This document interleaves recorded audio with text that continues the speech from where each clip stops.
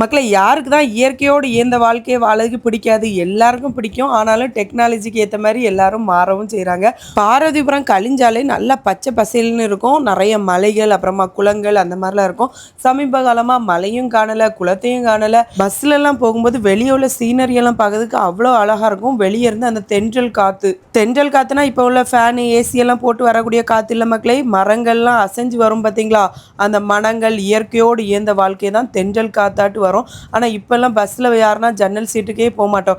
ஏன்னா பயங்கர வெயில். முன்னாலெல்லாம் பஸ்ஸில் இருந்தால் சூடே தெரியலை.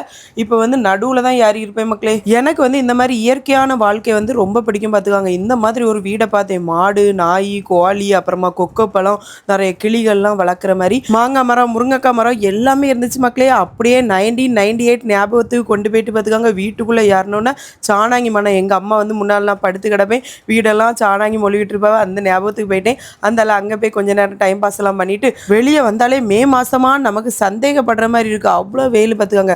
வண்டிக்கு பெட்ரோல் விட மாதிரி அப்பப்போ நம்ம வயிற்றுக்கும் பெட்ரோலை ஏற்றிட வேண்டியதான். கரும்பு ஜூஸ் குடித்தேன், அதுக்கப்புறமா ஆப்பிள் ஜூஸ் குடித்தேன். அந்த பிள்ளைகளுக்கும் 2 ஐஸ்கிரீமை வாங்கிட்டு வந்து வீட்டில் கொடுத்தேன். அதுக்கப்புறமா சாயங்காலம் அப்படியே டைம் பாஸ் பண்ணி என் ஃப்ரெண்டோட டெசர்ட் ஷாப் தான் போயிருந்தேன். அங்கே வந்து நம்ம சப்ஸ்கிரைபர் வந்திருந்தாங்க வெள்ளிச்சந்தையிலேருந்து. அதில் கேக் வாங்கி மாற ஊட்டி அன்பை வெளிப்படுத்திட்டு அப்படியே வீட்டுக்கு கிளம்பியாச்சு மக்களே.